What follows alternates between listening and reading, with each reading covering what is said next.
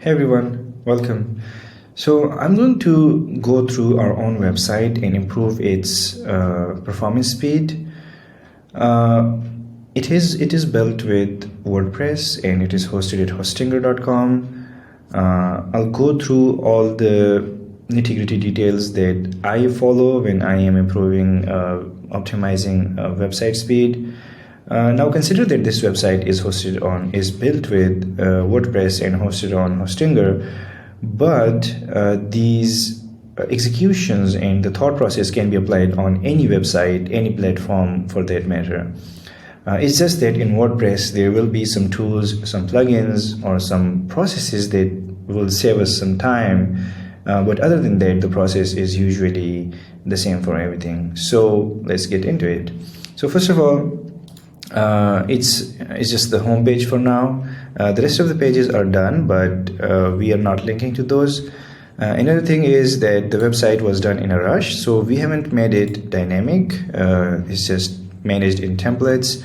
The final website would be, either done with Gutenberg or eventually the fallback would be an advanced custom fields flexible layout. That's how we usually do it. Okay, so first of all, let's look into the PageSpeed insights. On mobile, it's pretty bad, 66 for the performance, and on desktop it's 93. So that's really good without any optimization. But anyway, let's get into it. So first of all, let me open it in incognito. So that the WordPress admin bar is not here. I'll come to these later.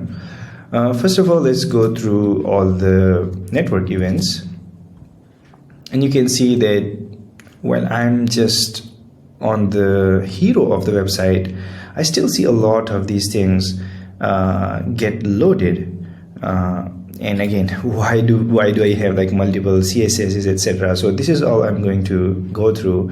And I mean, one will only be able to identify what is extra, what is not extra, only if they have like a full understanding of the code base and the whole website. So before getting into any of the details, optimizations, make sure that you study the website, study the code base, and study the functionality of the website in detail. Okay, so first of all, uptake.com, of course, it's the initial request, and then I have style.min, which belongs to the block library. Now again, we are not using Gutenberg right now, and it's not required for the home page, and to be honest, it's not going to be required for the rest of the pages either. So that is something that we need to get rid of. Then the next one is, okay, these are themes base CSS files, so nothing to worry about there.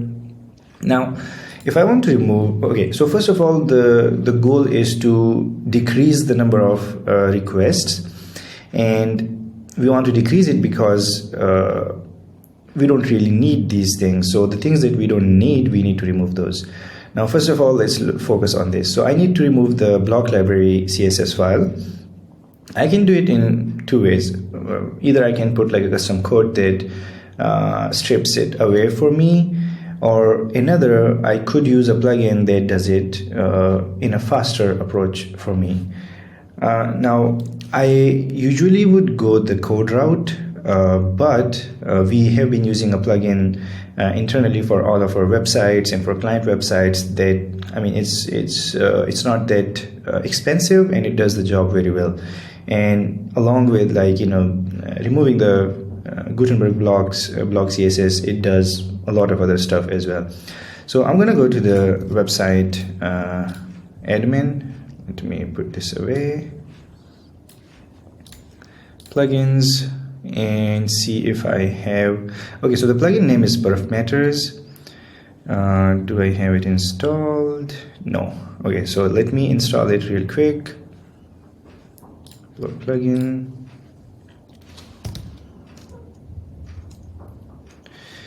Okay, it says choose file. Now, okay, it needs to be here. Makes sense. Install. And let's see the pricing on this plugin, just so that you get an idea like how much time you can save, and the value that you get, so unlimited sites for a year is $125 almost. And then for a single site, if you don't want to own the license and want the client to pay for it, it's not that expensive, to be honest. And you'll see the value that you get for $125 for unlimited sites. So it's installed now. Let me go to the plugin, and what I can do here is, to be honest, I'll just go in and so the thing is that this global styles, or I think some other option here is that removes the block CSS. But let's go through all these options and see what do we need. Now, do we need emojis? No, we haven't used, or we are not using, we are not planning to use emojis on the front end of the website. So I'll remove these. I'll enable this option to remove emojis. We don't need dash icons on the front end. We don't need embeds right now. XML RPC we can disable right now. We won't be communicating with our website from external applications.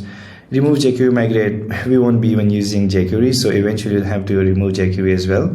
So I'll just remove the migrate from here. Okay, WP version, we can remove that. No, we don't need this, don't need this, don't need this. These are all the bloat that WordPress puts in. Of course, it is. These are good to be on your website, but if you don't need it, why keep it there? Okay, so REST API, my website doesn't need it right now, so I'll just disable it for logged out users, and for disable for non-admins. Actually, just disable it for logged out users. REST API links, WordPress puts it into the header. Remove that. We don't have Google Maps, but anyway, I'll remove it anyway in case someone puts it. And if someone puts it, we can let's say we want to use Google Maps on the contact page, so I can just put the contact slug here, or the ID of the page in the future. Password strength, it's used on the login page and the registration page. Disable comments, yeah, I will disable that. Remove comments URL, add blank favicon. I won't do this for now. So usually WordPress adds its own W logo here, but eventually we'll be adding our own favicon. So now global styles, I'll remove that. Heartbeat is WordPress pings the backend for, I'm not sure whatever it does, but with Heartbeat it sends some information and syncs with the backend or does some stuff. Again, I don't really need it, so I'll just disable it. Again, even if someone enables it with other from some other area, the frequency will still be 60 seconds. I don't need permissions. Revisions right now. If we start content creation, article publishing, then maybe we'll enable it, but not right now. Okay, auto save interval, let's say 5 minutes in case we enable it again. So that will be it for now. Let's see if anything has been improved. Okay, we can see that it's still there, so we'll come back to it. But let's see what kind of effect perf matters has on our website. Okay, so this is desktop 66. Okay, so that was another one. Okay, I think it did not. Okay, let me do this. Come on.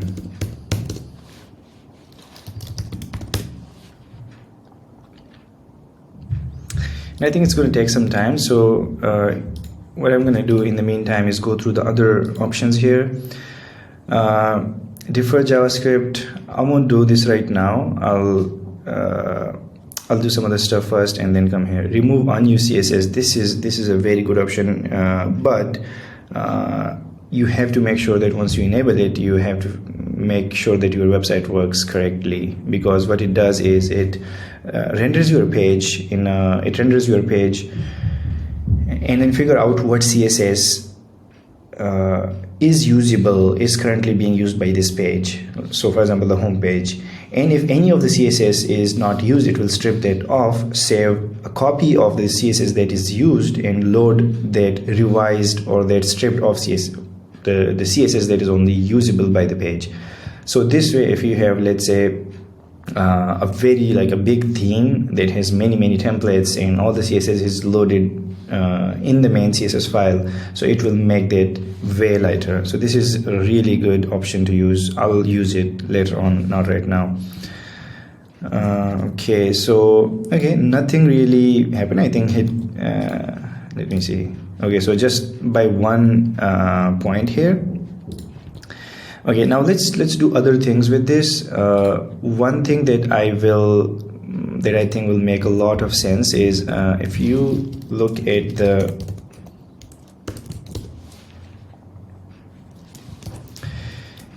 network requests here, you can see that all the images etc. are loaded by the website or the browser right away. So even like if an image is, let's say here, the website will still load it.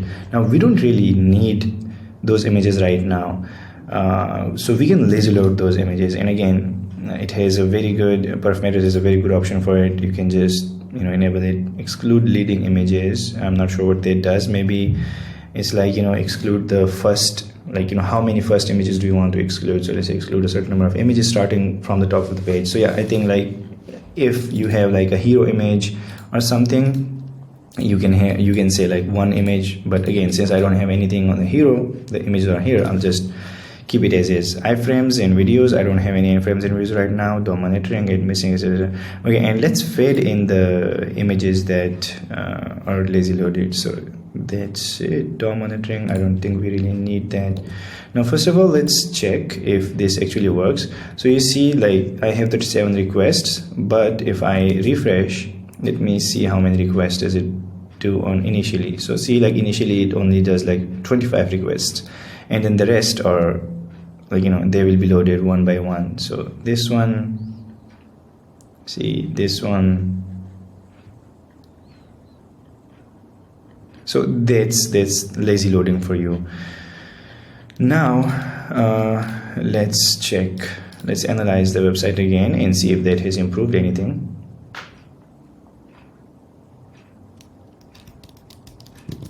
And in the meantime, we can look into other things. So Google Fonts, of course, we are using Google Fonts, so it localizes Google Fonts. Now I'll enable this for now. And okay, so okay, on mobile, just the lazy loading improved the speed from 66 to 91, just that thing. And then from 93 and 94 on the desktop to 98. That's huge. It's a huge bump. Also, we could improve or optimize the images, which again I haven't done, and it's in a really great shape. Let's localize the Google Fonts as well. I'll save changes. We are not using a CDN right now, so if we use CDN, it's going to be a huge bump. Again, preloading, again, since we only have like a single page, preloading doesn't make a lot of sense. But once we have further pages enabled and deployed, we could enable preloading of CSS, JavaScript, fonts, etc. We can even enable instant page as well, but we don't need those right now. Now I'm localizing the fonts, but let me actually see if if we are using SAS fonts. Interesting. Since I didn't do the front end, I'll have to figure out where our fonts really are, and how an easier way for me would be to look at the font name. So this is Space Grotesque typography. Okay, it's loaded from Google. And now this is a very interesting thing here. Now you see like we're using two fonts. One is Enter and another is Space Grotesque. Now if you see, we are using 300, the weights of the fonts is 300, 400, 500, 600, 700, and then 100 to up to 900. Now you have to make sure that you are utilizing every bit of the data that you load. Now I think one mistake that during development that we made here is we didn't really figure out like which weights are we using. So for example, if I search for Enter, The font name. Okay, so this, we are using this as a variable. If I search this, okay, again, body will be very difficult to figure out because it applies on all the fonts, on all the elements. Now let's see where grotesque is used. It's only used in like the H1s, etc. So what I can do is font weight, and font weight of maybe H1, let's say. So the font weight, see the font weight here is normal. In H2 it's also normal. So you see, we are not really using we are not really using 300 or 500 or 600 or even 700, at least just by looking at this. But we need to scan the whole website, the whole code, and figure out what weights are we using and what weights are we not using. So the weights that we are not using, we can just remove it from here, and this import will not be importing that variation of the font. But again, I'm not gonna worry about it for now. For now I'll just localize these. And now one thing that I'm not sure about, if perf matters would be able to figure this out and localize this or not, because I'm thinking that it might be only looking in the header, like how it's done in header, like it might be looking into that area rather than imports inside CSS. But let's see what it does. Okay, and so if I enable it and then I analyze, what does it do? And again, it will be very difficult to figure out the performance improvement from here onwards, because on desktop we had a 99 and on a mobile we had a how much, 93, 94. But let's see. Oh, they decreased. Okay, I'm not sure what it was last time, but what was it? Okay, it was a 91, so it decreased it. We can see, we'll have to see like what it actually does. Let me see if I could so it would be space grotesque. No, so it didn't do anything there, so I'm not really sure. Now again, if something doesn't work, you just disable it, that's all. And let's see if it's back to 91. Now again, I'll let it do its thing. I think this is where perf matters come to an end. Now I'll go to the coding part of it, and for that I'll open my local. Again, I'll log out from here.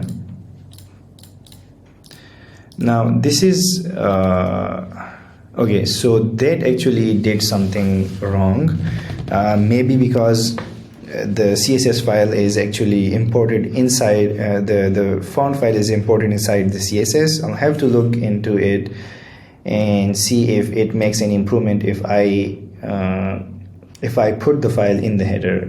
So again, but nothing to worry about right now because we are at a very good speed. Let's go forward with the nitty-gritty details right now.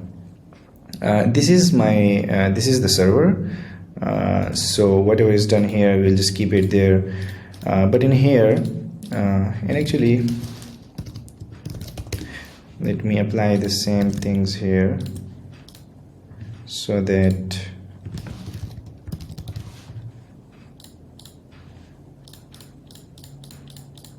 we have the same results.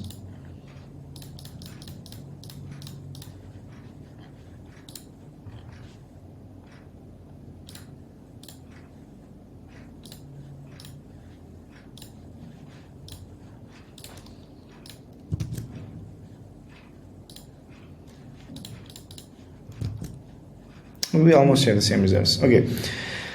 Now, if we get to the bottom of the page, and okay, let's not do it that way. Let's do it in reverse. So if you look here again, I'm going to come to this later, and of course I'll have to figure out. I'll have to find a snippet for this to remove this CSS file.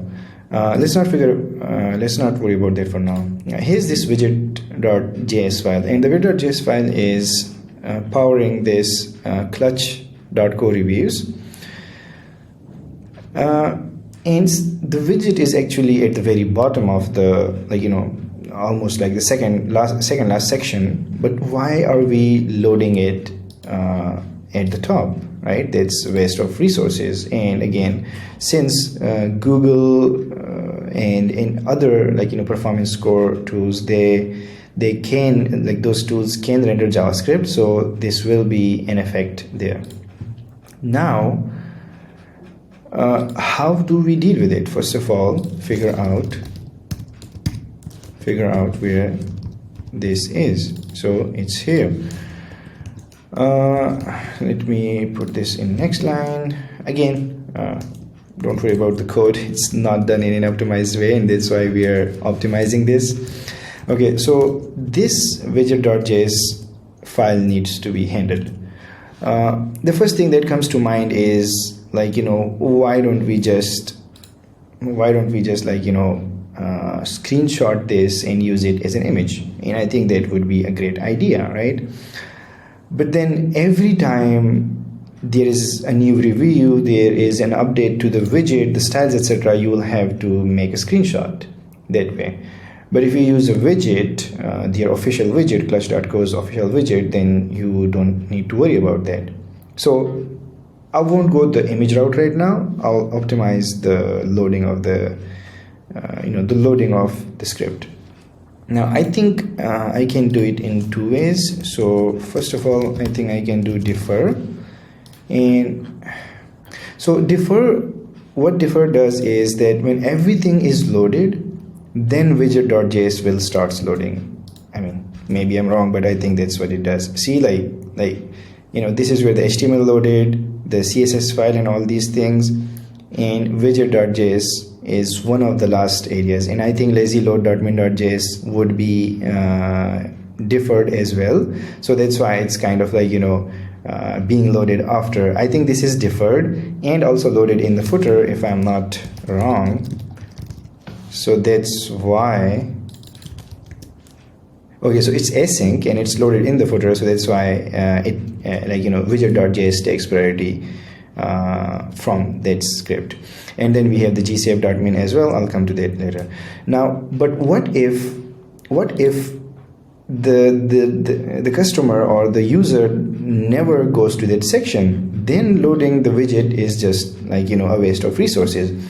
So we need to improve that. Now let's do this. Let me put this in a new snippet. So come on, I forgot the name of the function, the method. That's not good on my end, but anyway, I'll make it this is a widget for clutch.php. So I'll put this here and get template part is a template parts, and then it's a widget, and the name of the widget is clutch. So let's make sure that it gets loaded correctly. Okay, that's good. Okay, now that we have organized the code, can we do this? Again, further beautifying the code. Okay, so this is done now. Now what we need to do is, there is a thing in JavaScript, it's called mutation observer, and it looks at your page and how the user interacts with the page. That is what mutation observer is for. And one mutation is the scroll that you do, and after, with each scroll, it figures out where each element is into the view, right? So for example, we have a view, and when you scroll, the elements below the header or below above the fold area, they get into the view.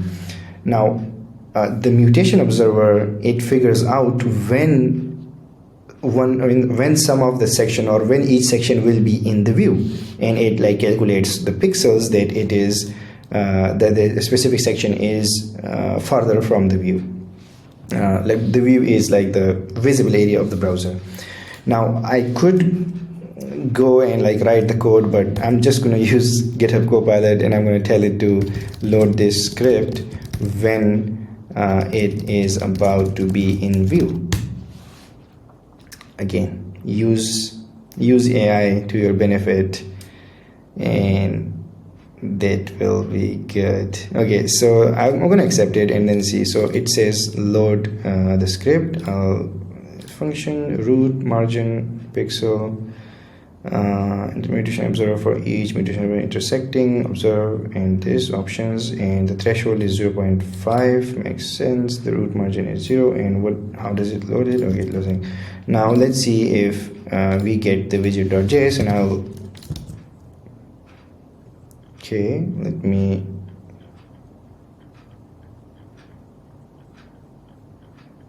so it's not working. Let's debug it now, and it says fail to execute observe on intersecting parameter. Okay, now why? Because this JavaScript, let me remove the defer because we need it to run as soon as possible. Now this JavaScript code is run before, like when the browser comes to this JavaScript code, it will run, it will execute, and it executes on this dot clutch dash widget, but this does not exist right now. Now we can do two things. We can copy this and put it like in here, but I think the better approach is to GitHub Copilot is to run this code once everything is loaded. So I'll say wrap this in DOM content loaded.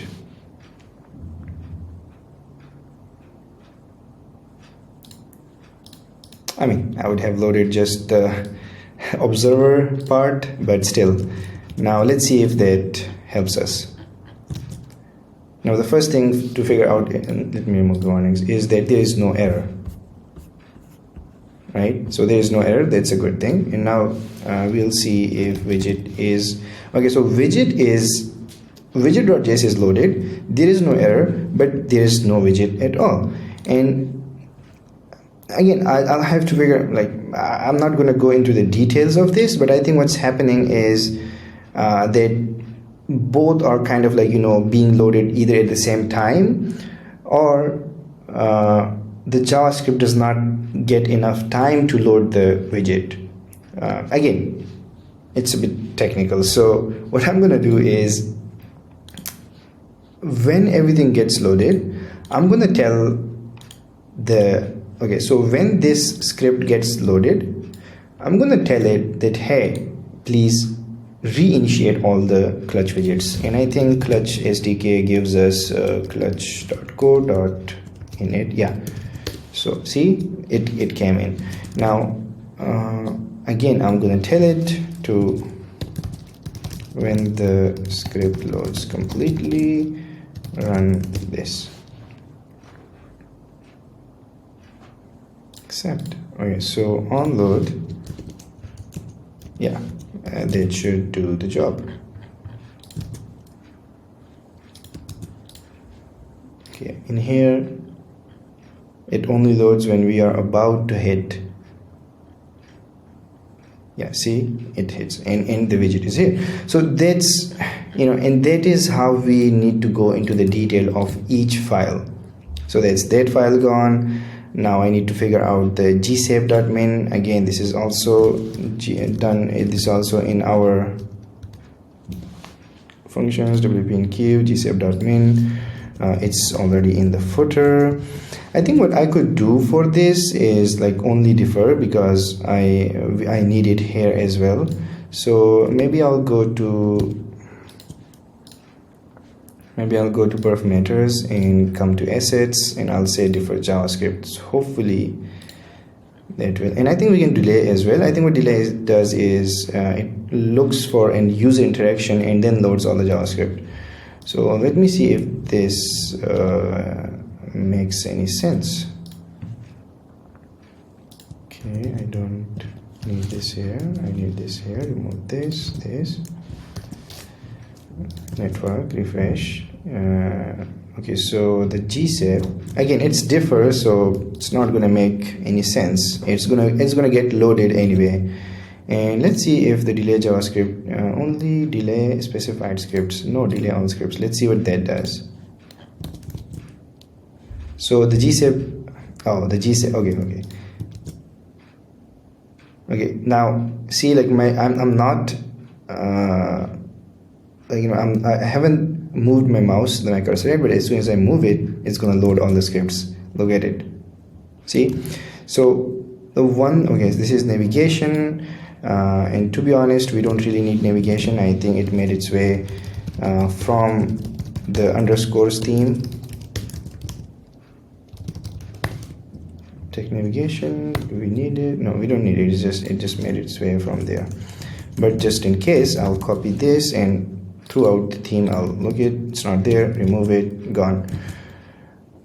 Okay, so GSAP and index. What is index? Index is JS index. Okay, has parallax container. Okay, so this is the GSAP helper, like, you know, like this is the file that controls the animation on GSAP. And the GSAP that we're using it right now, we're only using it on one section, and that is, like, see how this section stays and the rest of things go along with it, and how when, like, this is in view, in like this auto or this hover or this active state puts on the main or the featured testimonial when it is in front of this. That's what GSAP does. Okay, so I think this is all. Let me commit this code. What I did, I removed this, I moved the widget to its own file, and the navigation is removed from here as well. Now I could go into details. Again, the next things that I could do is, but I think we are at a very good stage right now. But what I would do is, let's refresh, and I would figure out where GSAP is getting loaded, where GSAP is required. So since GSAP is required in this section as well, I'll also put it on a mutation observer for this section and load it accordingly. But I think this is enough right now. Okay, so this is all committed. Let me see if Copilot gives me, yeah, it gives me a very good commit message. So I just go with it. I'll sync it. It's currently connected to main, and then our main is connected to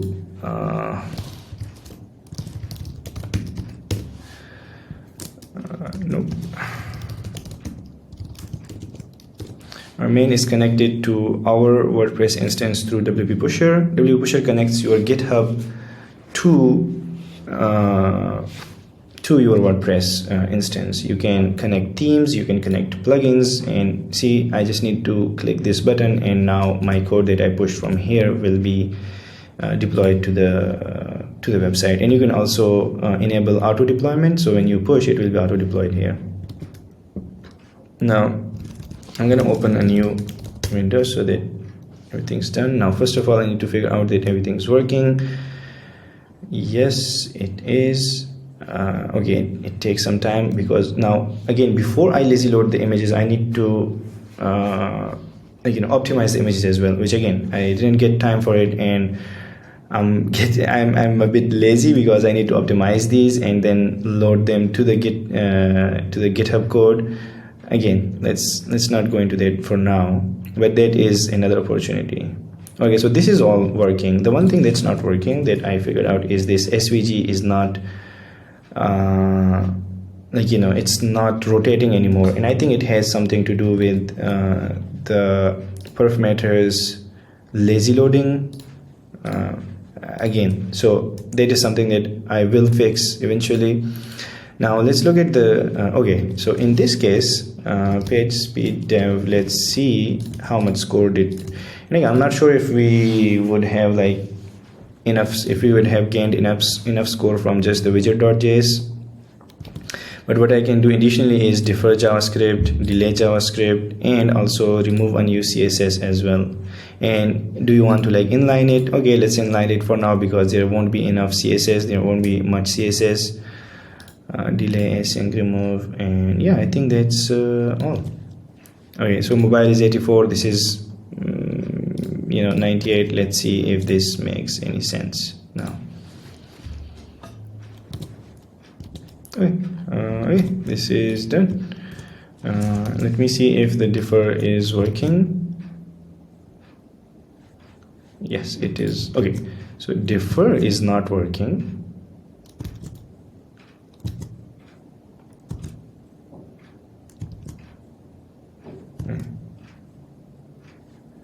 Now I think differ may be working, but the delay is not working. Oh, okay, I need to delay all the scripts. Makes sense. Okay, delay is now working. Now email decode, this is something that I didn't load. Okay, I think since my website is going through, the DNS is managed through Cloudflare, and it is adding a security script for the email encryption and decryption when it is used. Okay, and yes, I do have an email used. That is like, you know, if you click on this, it goes to hello@uptech. So let me see how that works. See, like, this is how you will see the email, or how bots will see the email. But then when you click on it, it's an actual email. So I think that's what Cloudflare is trying to like, you know, protect me against bots. It's a good thing. So again, let's keep it. This is something else not related to me, I guess. But anyway, let's go through the website again.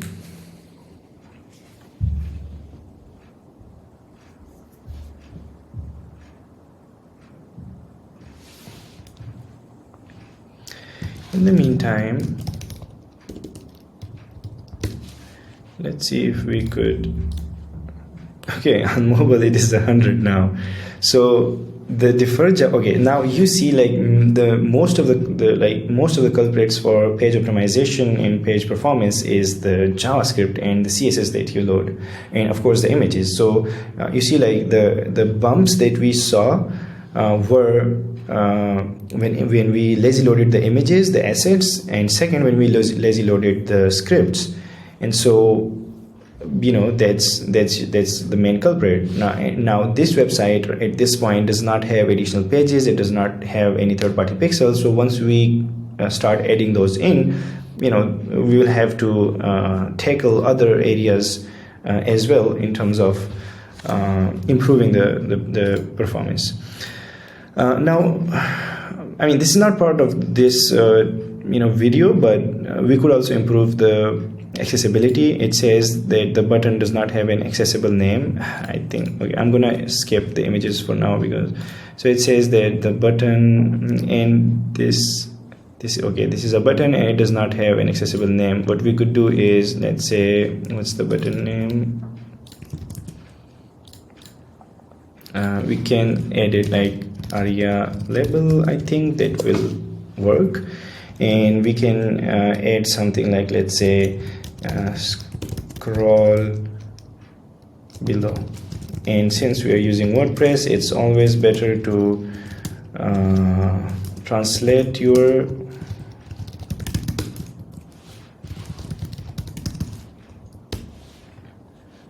come on, what is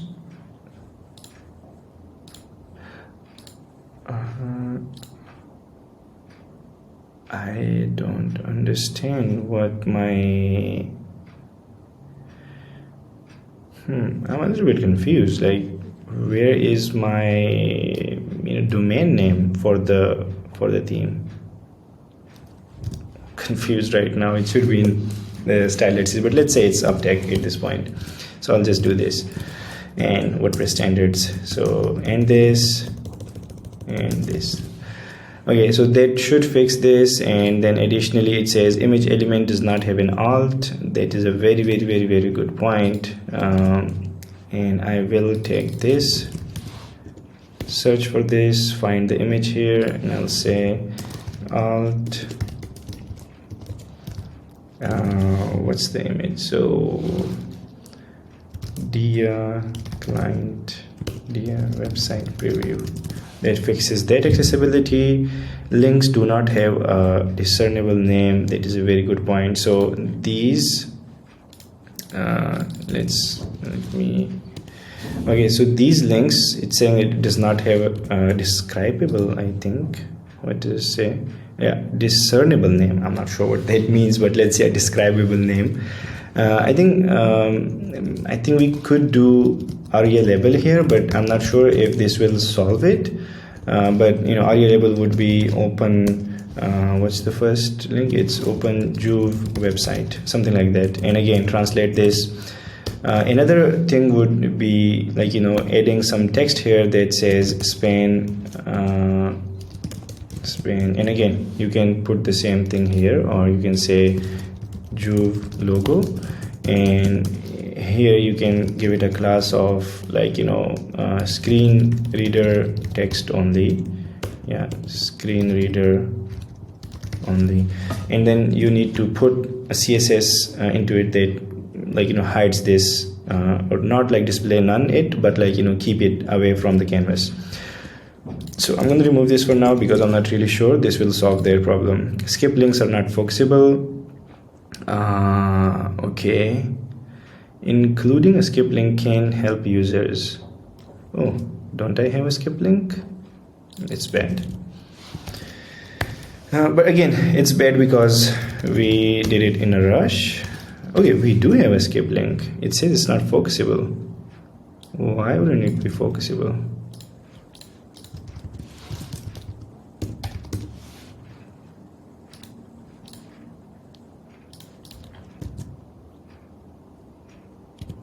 It is focusable.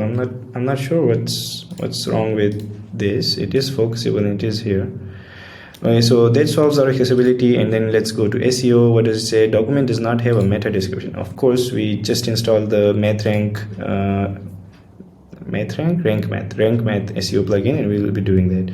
And this alt, since we fixed the alt for that image, this will be fixed there as well. Page is blocked from indexing. Of course, we need to configure our SEO plugin to figure all this out. So this is how we go about figuring out what is wrong with the website in terms of page speed optimization and how we can improve this. Additional things that we could do is the main things, or the first things that I needed to do, I didn't really do. So first of all, I think what we can do is go to the plugins page and figure out what plugins we we don't need right now. So the all-in-one W migration, we only need it when we need to create a backup, so I'll disable it. I also saw that disable comments is actually part of perf matters. Let me see. Disable comments, right? So disable WordPress comments access across your site. I guess that's all. I'll get rid of this plugin. Hostinger, doesn't really help me here. They just promote their AI stuff through the plugin. So I will just disable it, and then I'll just disable their AI assistant as well. I'll disable the password protection since we are not using it anymore. The website is live. WP pusher, I need this. Lightspeed cache, yes, I need to enable caching. Okay, and in here I think I need to enable caching as well. So enable it here, cache manager, and this will be different for each hosting provider. This is how we do it in Hostinger. Not the great host, but we keep it, we have it for other test websites, so I'll just keep it now for now. Security, automatic updates, themes, all good. Overview, performance, page speed, no. Analytics, nope.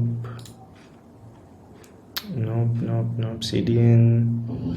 I'm not sure where the rest of the caching stuff went. Okay, but that's all.